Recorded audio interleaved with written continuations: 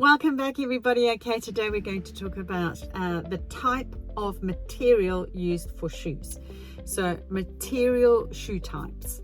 The reason that we want to talk about this is all about the quality of the shoe, the reasons that we would choose that material over something else, can also give an insight into the personality of the person who's wearing them. So for example, I went shopping with my sister when she came over from Australia, and she likes to wear Skechers.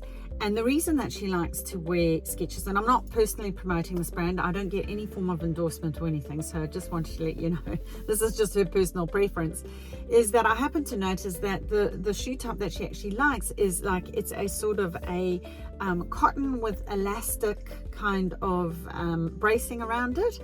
And it's because she's got quite long, narrow feet, but obviously when she's walking and everything, she wants to have the ability to spread out without feeling constricted.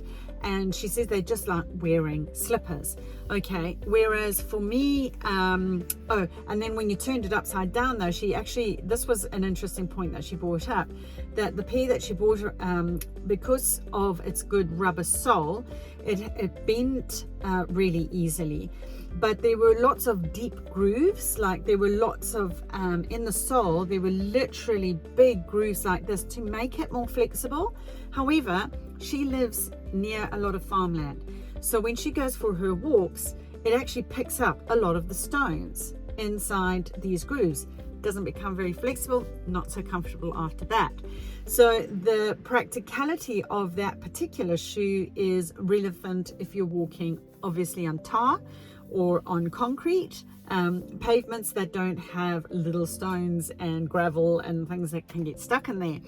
Very interesting. Now, obviously, the manufacturers who made this, I'm assuming, live in a city and are not exposed to that. And it's interesting to sort of get that sort of idea. It's like, oh, wow, I wonder if they realize that on the ground, this is how it works. And, you know, not recommended if you're living, you know, for outdoor multi-terrain kind of shoes. Anyway, but on the practical side, it actually works for her because they are so comfortable.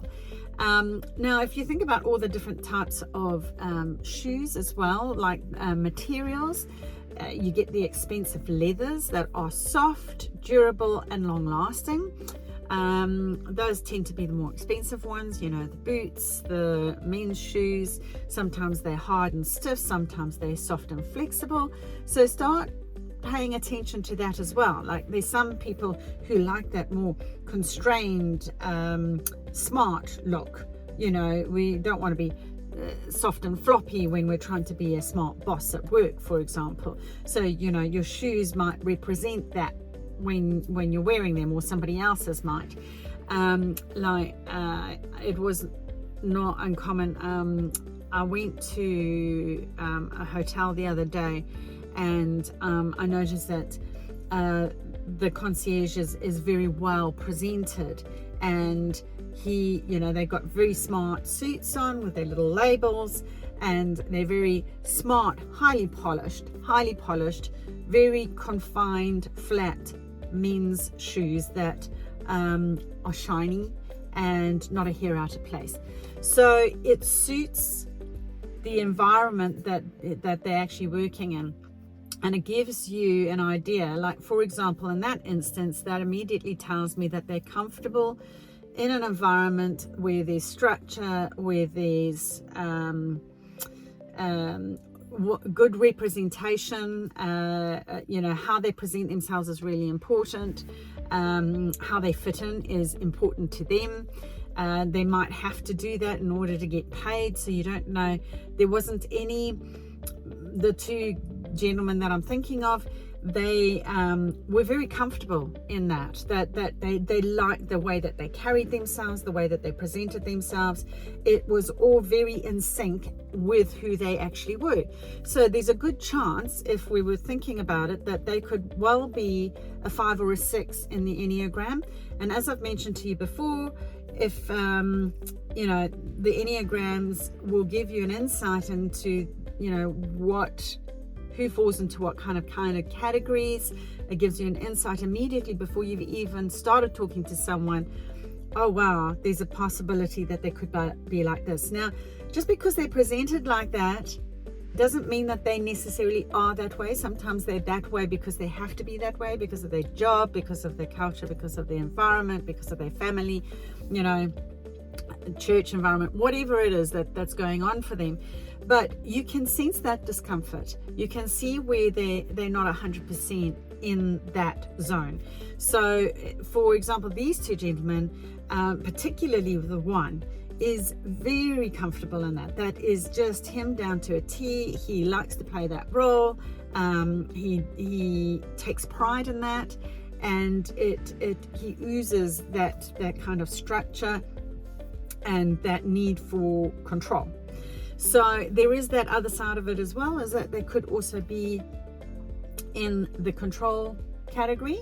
So it may not necessarily be that he's a 6, but he might be in the power zone. However, with the position that he's got, and how he, conducts himself while he's working, makes me think that he's probably less likely to be a power number, rather than a 6. He's more of a leaning towards the 6, just because of the characteristics that he actually displayed. But just from his shoes, from the second I met him, I already knew that he was going to be a 5, 6, or possibly the number 8. Okay, so not always right, but most of the time it gives you a good insight right from the get-go, and that's before they've even opened their mouth. So I'd love to get you guys to the point where it's exactly the same for you, where you can go, oh, I've noticed this, about this person. Like there was one gentleman the other day who bought a pair of very cheap flat men's shoes, and I think they're about $30, but you can tell they're flat. They were discounted. The inner sole was already lifting before, having purchased it. The soles weren't very thick. They had no tread on them. It was patent leather. They're black.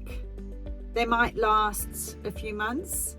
So that immediately gives, when I saw that, I was like, oh, bargain hunter. Okay, so that already gives you an insight right there, and has a propensity to go for the good deals rather than spending a lot of money on a high quality shoe that's going to last for a very long time. So this gentleman has work boots that he'd spend more money on leather ones because he needs the metal protection at the front for the kind of work that he's in, and would warrant the spend then because he gets to wear them every single day. But he said that he doesn't actually have a really smart pair of like evening shoes or whatever in his closet. He'd sooner buy the cheaper stuff and then just throw them away. So that particular person, it shows that in this instance, possible less self-worth, thinking that he doesn't deserve the best, doesn't want to overspend, conscientious, working solidly, and only when I know that I'm going to use my boots on a regular basis, on an ongoing basis, with the strong leather around it, with good lace-ups and ankle protection, does it warrant actually the spend? And again, the type of work that he was using it in shows that he is part of more of a herd follower. He prefers to fit in, so he's most likely going to be a 5 or possibly a 6. And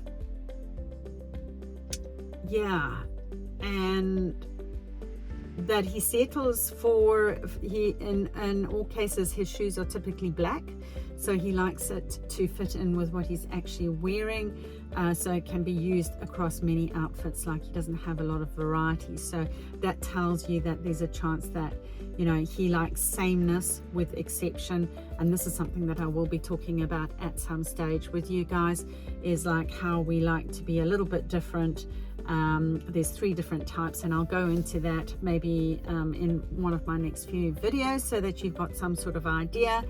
And yeah, so it's just an awareness of, straight away, just looking at those shoes, it's like, oh, that's interesting. And then just having a look, you know, not that you get to look in people's closets every day, but if you tend to see the person quite often and notice they've got the same kinds of shoes on, or the same shoes on, types of shoes, what the material's made out of. There's one that's really quite funky. I don't know the names of the stores, but they have really quite funky prints on their leather boots, and they're very classy, but they are very expensive. So, you know, you could warrant expending a big dollar figure on the shoes, but you'd probably be restricted on just how many outfits you maybe be able to wear, perhaps if you had more plain outfits and more attention to the shoes in that instance. But very interesting if you start looking at the material. It's like, I wonder what the cost is. How well do they look after themselves? If they, you know, their shoes, and give you an indication of all of that sort of thing.